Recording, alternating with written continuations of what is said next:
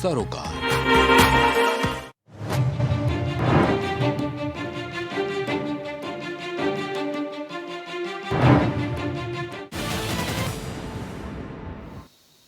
नमस्कार, आप देख रहे हैं प्राइम टीवी और मैं हूं आपके साथ नंदिनी यादव। स्वागत है आप सबका खबर दोपहर में। नई संसद की तर्ज पर यूपी में नया विधानसभा भवन बनेगा। सीएम योगी आदित्यनाथ ने नए संसद भवन की तर्ज पर राजधानी में नया और भव्य विधान भवन बनाने के लिए खुले क्षेत्र में कम से कम 200 एकड़ जमीन तलाशने का निर्देश दिए हैं। नए विधान भवन के लिए कई स्थान सुझाए गए हैं। इनमें शहर के बीचों बीच स्थित चिड़ियाघर की जमीन के अलावा वृंदावन योजना, सुल्तानपुर रोड और रायबरेली रोड पर भारतीय गन्ना अनुसंधान परिसर की भूमि शामिल है। दारुल शफा और आसपास के क्षेत्र में नया विधान भवन बनाने के प्रस्ताव को मुख्यमंत्री ने खारिज कर दिया है। मुख्यमंत्री के समक्ष रविवार को नए विधान भवन बनाने को प्रस्ताव को लेकर प्रस्तुतिकरण किया गया। इसमें बताया गया कि दारुल शफा और उसके अगल बगल की जमीन पर नया विधान भवन बनाने से यातायात समेत कई तरह की समस्याएं आएंगी। कई भवनों को ध्वस्त करना पड़ेगा। जमीन चिन्हित करने की जिम्मेदारी लखनऊ विकास प्राधिकरण को सौंपी गई। नए विधान भवन के लिए चिड़ियाघर की जमीन पर भी विचार किया जा रहा है। ये जमीन शहर के बीच और पुराने विधान भवन के साथ ही सीएम के सरकारी आवास के पास भी है। इस जमीन का एक सिरा लोहिया पथ पर हैदर कैनाल के समांतर है। ये माना जा रहा है कि यदि इस जमीन को नए विधान भवन के निर्माण के लिए चुना गया तो लोहिया पथ से लगने वाले सिरे की ओर विधान भवन का मुख्य द्वार बनाया जा सकता है। नए विधान भवन की अनुमानित लागत 3000 करोड़ रुपए है, लेकिन वर्तमान वित्तीय वर्ष के बजट में इसके लिए 50 करोड़ की धनराशि आवंटित की गई है। नए विधान भवन का निर्माण पूरा होने में 3 वर्ष लगेंगे। सरकार चाहती है कि 18वीं विधानसभा का कम से कम एक सत्र विधान भवन में हो। सरकार की मंशा है कि जल्दी से जमीन चिन्हित कर पूर्व प्रधानमंत्री अटल बिहारी वाजपेयी के जन्म दिवस 25 दिसंबर को नए विधान भवन का शिलान्यास कर दिया जाए। ज्यादा जानकारी के साथ संवाददाता रितेश जुड़ चुके हैं। रितेश, देखिए, यूपी में नया विधान भवन बनाने को लेकर नई चर्चाएं तेज हो गई हैं। अब बताया जा रहा है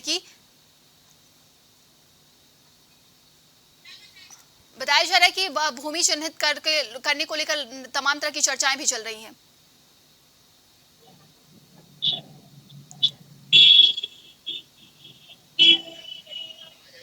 रितेश, आवाज मेरी पहुंच रही है क्या आप तक? जी, देखिए, जिस तरीके से बताया जा रहा है कि नए विधान भवन को लेकर चर्चाएं तेज हो गई हैं और भूमि चिन्हित को लेकर जिस तरीके से दारुल शफा को बताया जा रहा था, लेकिन अब उसको मुख्यमंत्री ने खारिज कर दिया है। देखिए नंदिनी, मैं आपको बताऊं कि उत्तर प्रदेश में जो 18वीं विधानसभा का सत्र होने वाला है उसके लिए उत्तर प्रदेश के मुख्यमंत्री योगी आदित्यनाथ का ये कहना है कि अगली बार जो 18वीं विधानसभा का सत्र बैठे तो कम से कम एक सत्र का आयोजन नए विधानसभा में हो। इसके लिए पूरी तरीके से कवायद की गई है और लखनऊ में जमीन का चिन्हीकरण करने की बात कही जा रही है। हालांकि मुख्यमंत्री योगी आदित्यनाथ ने हाई लेवल मीटिंग की। उस मीटिंग में प्रमुख सचिव और चीफ सेक्रेटरी संबंधित कई विभाग के अधिकारी मौजूद रहे। आवास विकास और लखनऊ विकास प्राधिकरण जैसे कई विभाग वहां पर मौजूद रहे। वहां पर बात आई कि दारुल सफा के आसपास की जमीन पर नया विधान भवन बनाया जाए, जिस पर एक समस्या को जताते हुए उसको मुख्यमंत्री ने खारिज कर दिया, क्योंकि वहां ट्रैफिक की समस्या ज्यादा थी, जिसको लेकर के उस जगह को हटा दिया गया। हालांकि इस बैठक में लखनऊ का जो चिड़ियाघर है वहां पर नया विधान भवन बनाने की बात कही जा रही है। तो ये कयास लगाया जा रहा है कि आने वाले समय में लखनऊ का जो जू है, चिड़ियाघर है, वहां पर नया विधान भवन बनाया जाएगा और लखनऊ का चिड़ियाघर यहाँ कुर्सी रोड स्थित पिकनिक स्पॉट पर उसको स्थानांतरित किया जाएगा।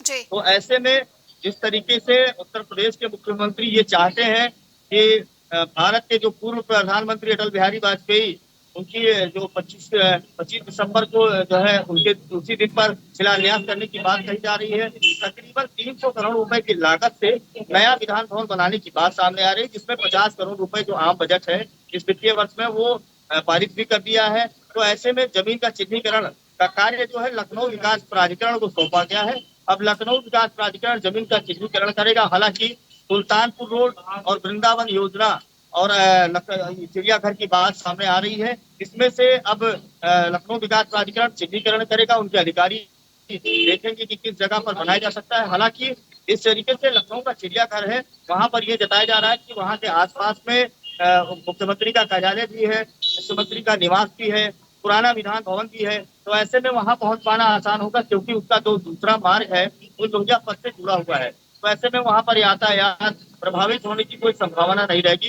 तो जहां तक ये कयास लगाया जा रहा है कि लखनऊ का चिड़ियाघर ही, वहां पर ही नया विधान भवन बनाया जाएगा। जी। जी। देखिए, लखनऊ विकास प्राधिकरण को ये जिम्मेदारी दी गई है, तो क्या लगता है कितने दिनों में ये काम पूरा हो जाएगा? क्योंकि जिस तरीके से आपने बताया कि अटल बिहारी वाजपेयी के जन्मदिवस पर मुख्यमंत्री शिलान्यास करना चाहते हैं। देखिए, इसमें कुल जो अनुमानित समय है वो लगभग 3 साल का समय लगेगा इसमें। और जी। 3 साल के समय में जो 2027 का जब चुनाव आएगा उत्तर प्रदेश विधानसभा का, तो उसमें ये बताया जा रहा है कि जो 18वीं विधानसभा होगी उसमें कहीं ना कहीं एक सत्र जो है उस नए विधान भवन में करने की तैयारी है। तो 3 साल का समय, 300 करोड़ रुपए की लागत, 50 करोड़ रुपए जो है अनुमानित, जो अभी पास कर दिया गया है। ऐसे में लखनऊ विकास प्राधिकरण के ऊपर जिम्मेदारियां के कंधों पर बढ़ गई है कि जिस तरीके से जमीन का चित्रीकरण करना होगा।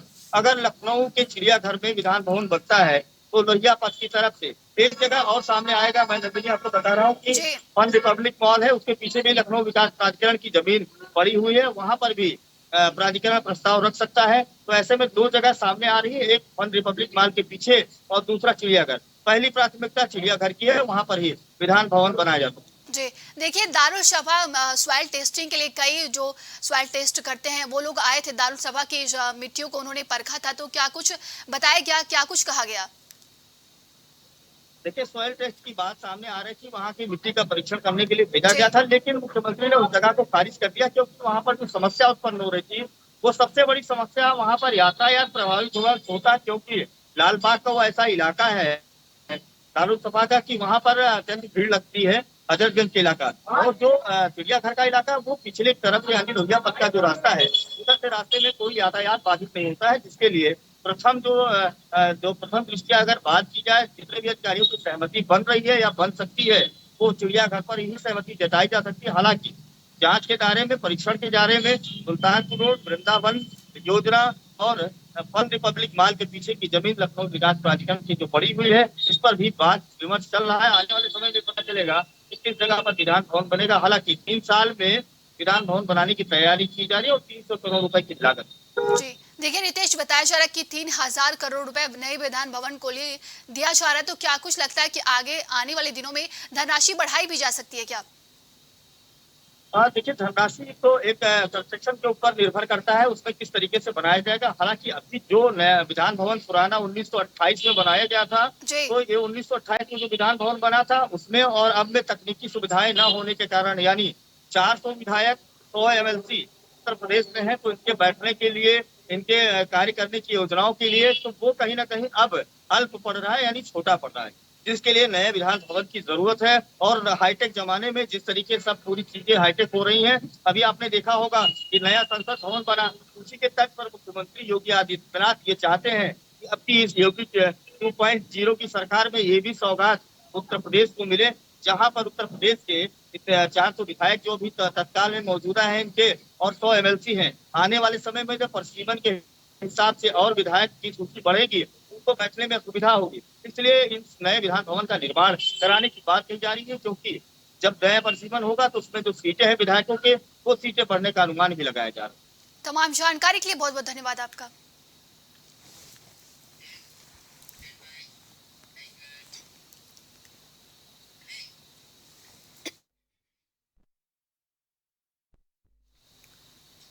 तमाम दलों की तरह बसपा सुप्रीमो मायावती भी लोकसभा चुनाव की तैयारियों में जुटी हुई है। इसके मद्देनजर लखनऊ में रविवार को माया ने लोकसभा चुनाव की तैयारियों की एक समीक्षा बैठक की है।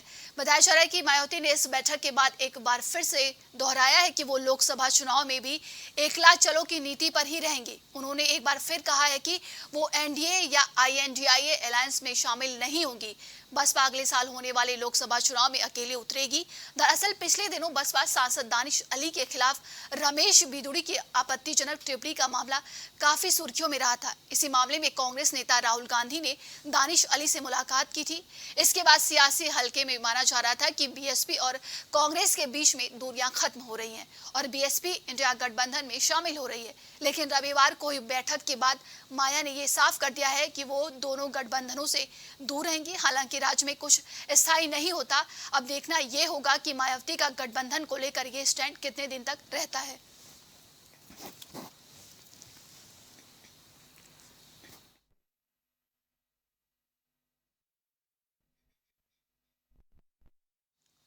ज्यादा जानकारी के साथ ब्यूरो चीफ गौरव श्रीवास्तव जुड़ चुके हैं। गौरव, देखिए, जिस तरीके से ये कयास लगाए जा रहे थे कि कांग्रेस और बीएसपी में दूरियां खत्म हो रही हैं और गठबंधन हो सकता है, लेकिन मायावती ने फिर से साफ कर दिया है कि वो किसी भी गठबंधन में शामिल नहीं होंगी। देखिए नंदिनी, गठबंधन में शामिल होंगी कि नहीं होंगी आने वाला समय बताएगा, क्योंकि इससे पहले भी तमाम तरह के बयान सुश्री मायावती द्वारा दिए गए थे कि हम गठबंधन में शामिल नहीं होंगे। पर इससे पहले हमने देखा है 19 के चुनाव उन्होंने समाजवादी पार्टी के साथ मिलकर लड़ा था और वहाँ पर 10 सीटें वो जीत कर आई थी। तो लोकसभा चुनाव अहम चुनाव है, पर इसके पहले तमाम तरह के बयान इस तरह के आते रहेंगे।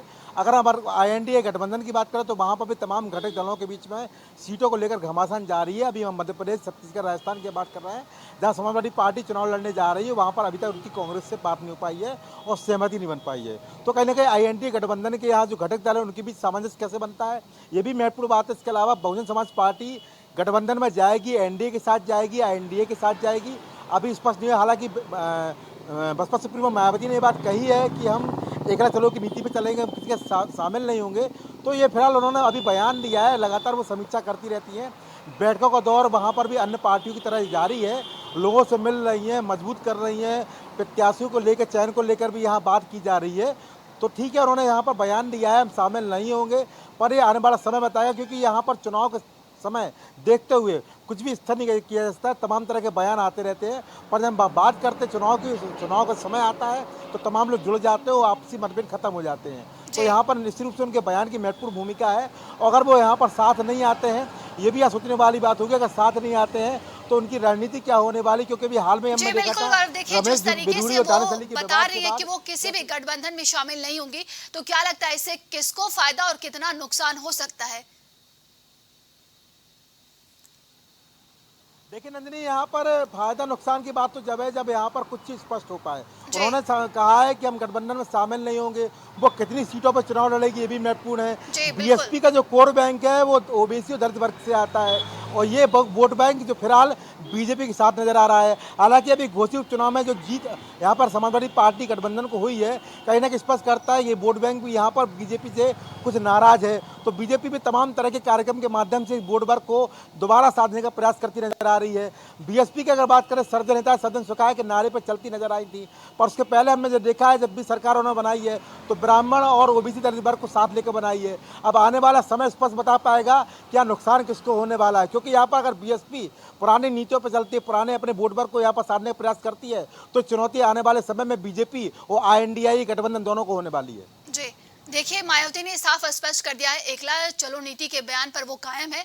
और अभी वर्तमान समय की बात करें तो वो कौन कौन से कार्यक्रम किए जा रहे हैं बीएसपी की तरफ से वोटरों के बीच में जाने के लिए? देखिए, तमाम तरह के कार्यक्रम यहाँ पर आयोजित किए जा रहे हैं। वहाँ पर अगर हम बीएसपी की बात करें नंदिनी, सबसे अहम बात वहाँ पर यह है कि वहाँ पर हाय हल्ला नहीं होता है और चुपचाप तरीके से वहाँ पर संगठन की प्रक्रिया भी चलती रहती है और संगठन की मीटिंगें भी चलती रहती है, बिना किसी लाउड स्पीकर के, बिना किसी होर्डिंग पेंटिंग के, बिना किसी अन्य प्रोपेगेंडा के। और वहाँ पर शुरुआत से ये स्थिति चली आ रही है और आज ही वही स्थिति शामिल है। वहाँ पर अगर हमने देखा है कि 17 चुनाव की बात करें या 19 चुनाव की बात करें, वो भी सम्मेलन के दौर पर यहाँ पर कहते हैं। पर फिलहाल यहाँ पर एक महत्वपूर्ण बात ये भी है कि सभी पार्टियां फिलहाल आधी आबादी पर यहाँ पर आश्रित हो चुकी हैं।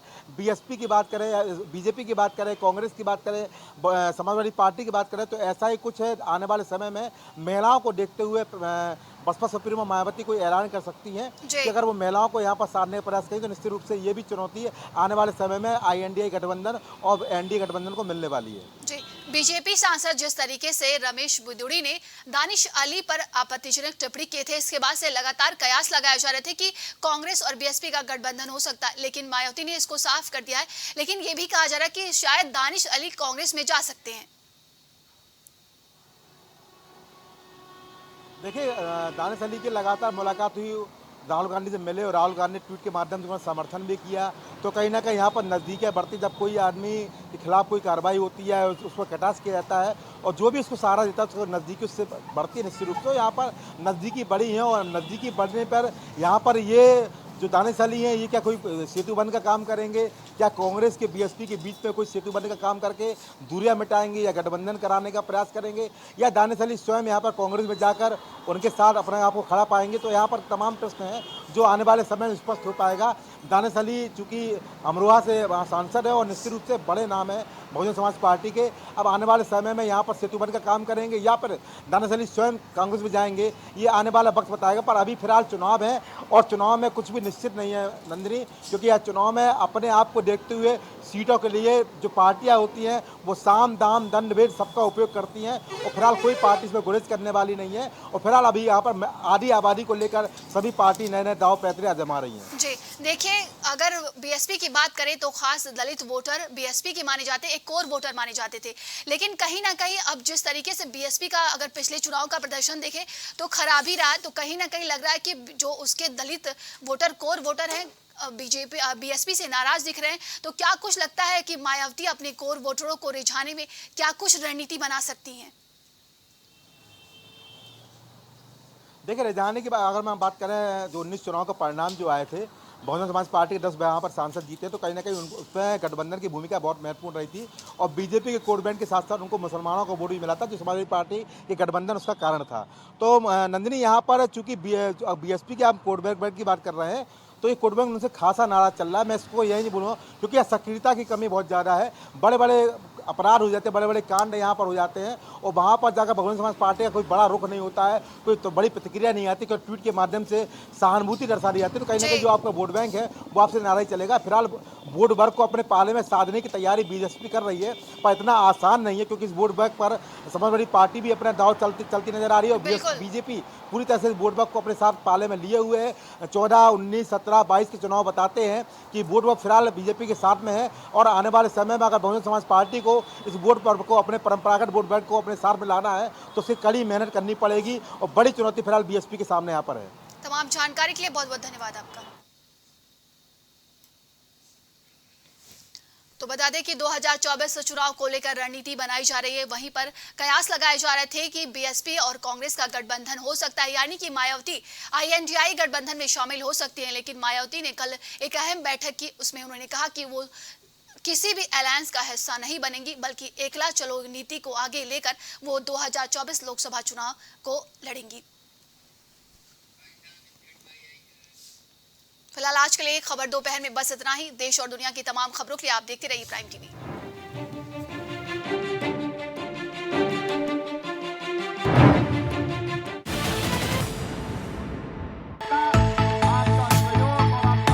कुछ भाव पुष्प आप देख रहे हैं प्राइम टीवी, सच साफ